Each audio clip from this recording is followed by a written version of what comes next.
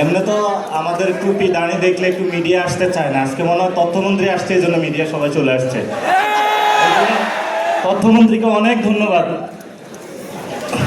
যেটা হলো খুবই ক্লিয়ার কাট কথা।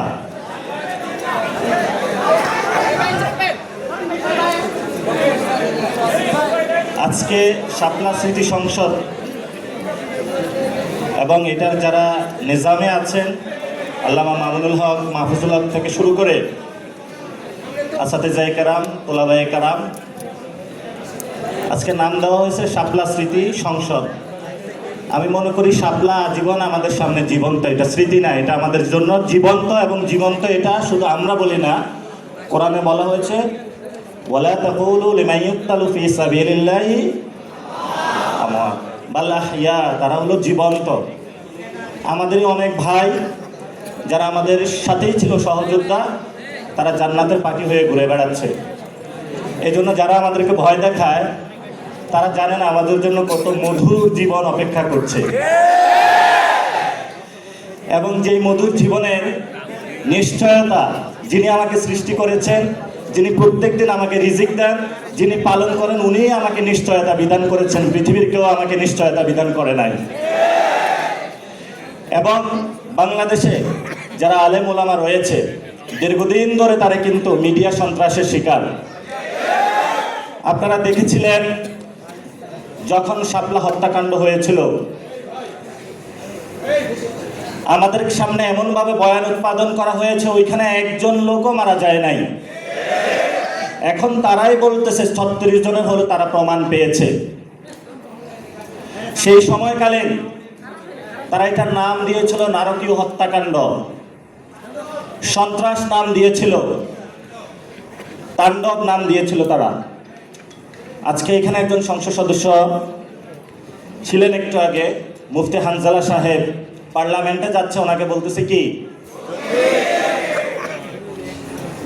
এই ধরনের যে মিডিয়া সন্ত্রাস থেকে শুরু করে তারা আমাদেরকে প্রতিনিয়ত যে উৎপাদনের মধ্য দিয়ে তারা যায়, একটা সময়ে তারা আমাদেরকে হত্যাযোগ্য বানিয়ে দেয়।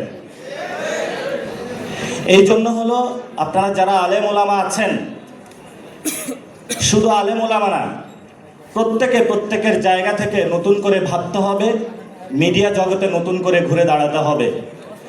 এখন বাংলাদেশে অনেকে বলে যে যা কিছু আমরা বলি এগুলা প্রিন্ট ইলেকট্রনিক মিডিয়া আসবে না। আমাদের কাছে বড় মিডিয়া আছে, এটা জানেন তো কি? এটার কানে কোনো গোপন থাকে?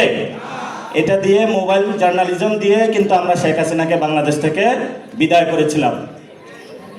এবং যেই কোনো ঘটনা এখন ঘটে, এটা বিদ্যুৎ গতিতে সবার কাছে ছড়িয়ে যায়।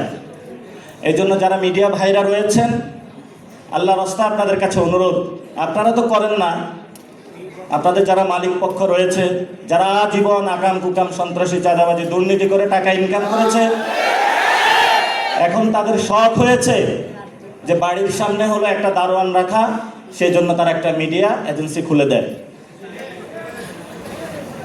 তো এই যদি হয় মিডিয়া ইন্ডাস্ট্রি বাংলাদেশে, তাহলে বাংলাদেশের ভবিষ্যৎ, যেটা আমরা সংবিধানের স্বীকৃত বিষয় অনুযায়ী, উনি অনেক ভালো লোক,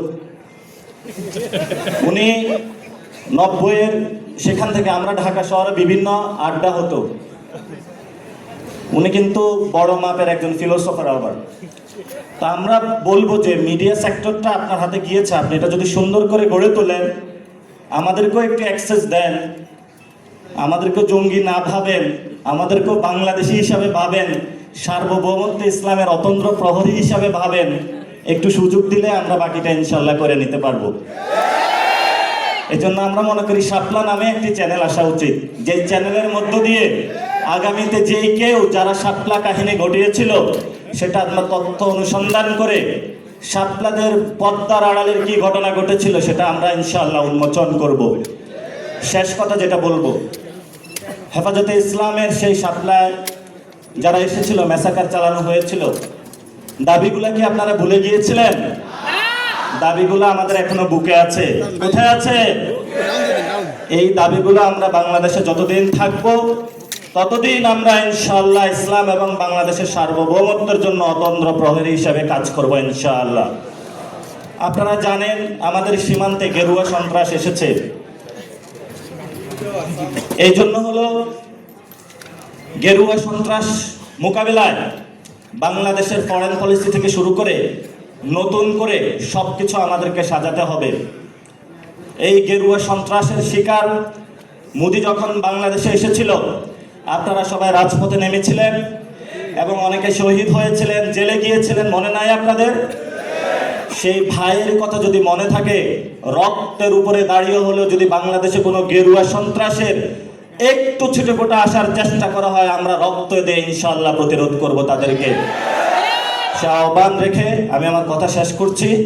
দোয়া করবেন, ভালোবাসা থাকবে, আপনাদের মধ্যে জায়গা দিবেন, আপনাদের বাসায় দাওয়াত দিবেন, মাদ্রাসা দাওয়াত দিবেন, আসবো যাব, আপনাদের সাথে ঘুমাবো, থাকবো ইনশাআল্লাহ। তবে গেরুয়া সন্ত্রাস বাংলাদেশে আমরা কায়েম হতে দেব না ইনশাআল্লাহ। আসসালামু আলাইকুম ওয়া রাহমাতুল্লাহ।